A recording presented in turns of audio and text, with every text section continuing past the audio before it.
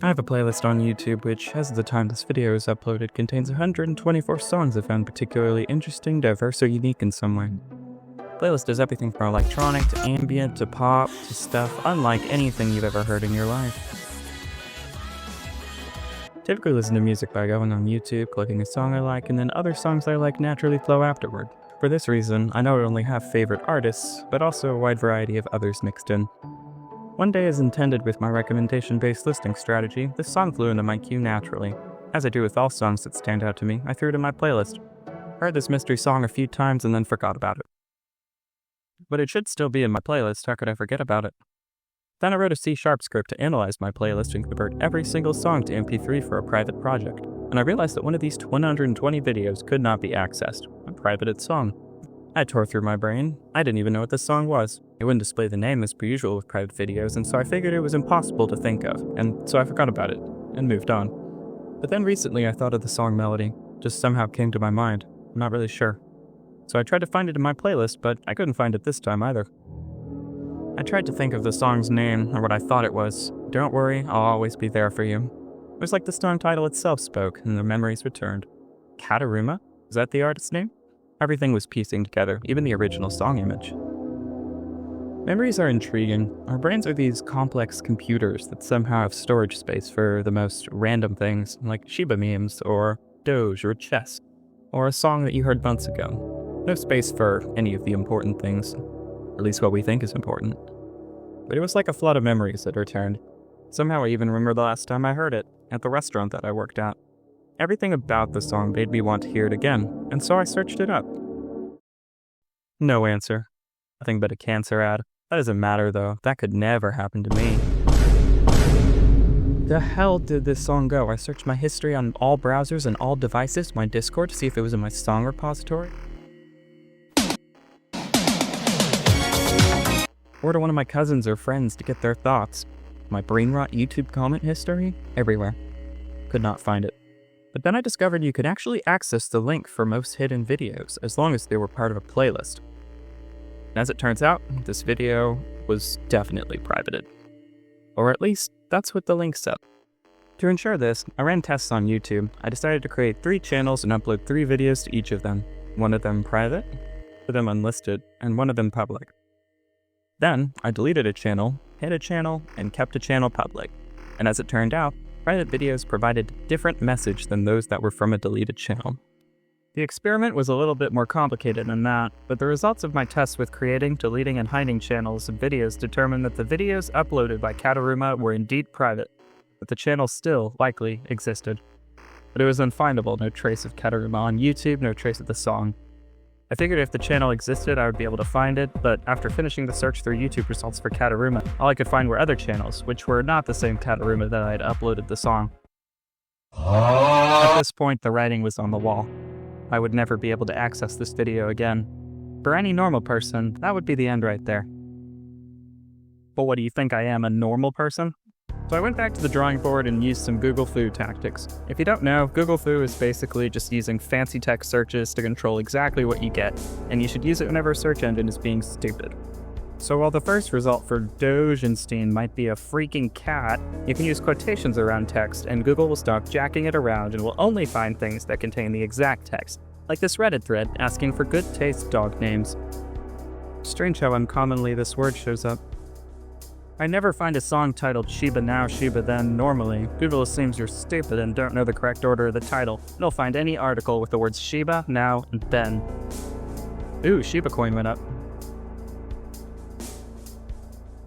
But if I search Shiba Now, Shiba Then in quotations, we wouldn't get exactly what I was looking for, but we would get other songs created by the creator, me. Which is interesting because it guarantees that the song Shiba Now, Shiba Then was recommended to someone who watched these videos. Use that intuition to find a path to what I want, which just goes to show how insane Google indexing is. But it got me thinking, if I could find my song using data connected to my song, could I also find Kataruma's song through data connected to their song? Maybe it is still possible to find a connection between the two. At first try, don't worry, I'll always be there for you.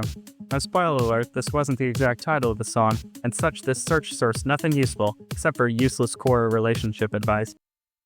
But But then I tried Kataruma and Quartz, and then the results forth came. Found all sorts of things from Apple Music to Spotify to Chartmetric to even Steam. Switched data, and I tried to combine whatever I could into a comprehensive list, but I wasn't even sure if these people were all the same. That being said, I was hopeful I was on the right track. Spent some time cataloging songs tied to this Kataruma individual, or multiple Katarumas for all I knew. And then I found Last.fm. Last.fm is a site that I'd never heard of until now, which doesn't store audio but stores your listening habits. The reason this is important is because even though the Kataruma songs I was looking for might not exist, the data of someone listening to them in the past might. Lo and behold, some Kataruma listener or listeners had utilized it. At least that's how I think this site worked. Well, because Kataruma doesn't exist anymore, and so neither do the songs on here, I hadn't yet found the actual audio, but this was data that I desperately needed. At the time, I verified 3 songs that I were pretty sure were in my mind that came from this artist: Around the Severed Head, Don't Worry I'll Always Be Here For You, and There Was Madness Going On in My Head, plus a couple more whose titles sounded vaguely familiar. Some of the more astute of you will notice I didn't get the name right earlier. I'd been looking for Don't Worry I'll Always Be There For You and not Here For You. Doesn't seem that big of a deal, but it actually ended up being catastrophic. Of course, I hadn't heard this song in ages, so who's to judge, but this website would help later inadvertently confirm a search result, so it wasn't a total waste of time. I hadn't noticed my typo yet at this point, so I searched up Kataruma again. Not very hopeful. Found many links, a million sites I'd never seen before, seemingly unrelated. A video congratulating Trump on his recent victory. Ask you a question. You said you understand Luo and you can speak Luo. Properly. And you are familiar with Luos. I know Luo. Now tell us something about Luos from Homa Bay County. Whatever the hell that was aside, there was nothing useful. Nothing sure. I crawled through what must have been 20 of these pages looking for something. Anything. And then it happened. On page 6 of Kataruma Google search results, I hadn't noticed anything prior, but then I saw something intriguing. Not even the right song, but a recommendation for a past visiting user. This was basically a miracle. Remember earlier, whenever searching up Shiba Now, Shiba Then, it didn't actually take me to the song, but it took me to a connection point? Connection point Ex Machina was here. Now, for the umpteenth time, I have no idea what the heck this site was, yet another strange foreign site called Bleebly.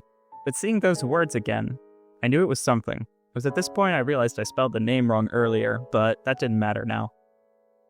I knew that the song name was mentioned on this strange Chinese site, and so I entered it and searched up the words I saw in the Google match. Don't worry, I'll always be here for you.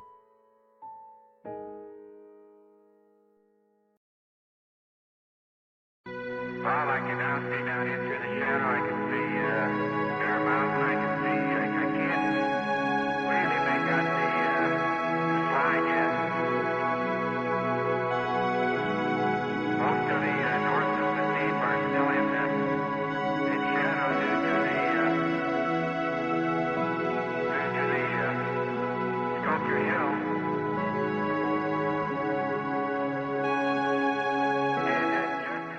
And there it was.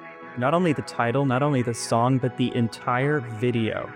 The memories flooded back. Someone named C's Naselli had decided, for whatever reason, to post it on this odd little site as part of their breakcore collection. A breakcore collection that would become a harbor for what might have been the last remnant of this video on the internet. And I had somehow found it. Wasn't sure if this was a re-uploader of Kataruma, or somehow even Kataruma themselves. While that is unlikely, they did have Kataruma's old Discord. Who knows though? I extracted the video to re-upload, and if Kataruma returns to beat me up, I will remove the video. But my quest had ended in success, but it was only thanks to this miracle of a mysterious individual. It also raises a question in my mind: how much legendary music is hiding in the deepest parts of the internet, data loaded into servers that will never see the light of day again? And how much music is not on the internet, hiding in people's workstations because they don't think that anyone will enjoy it? These are the types of questions that keep me up at night.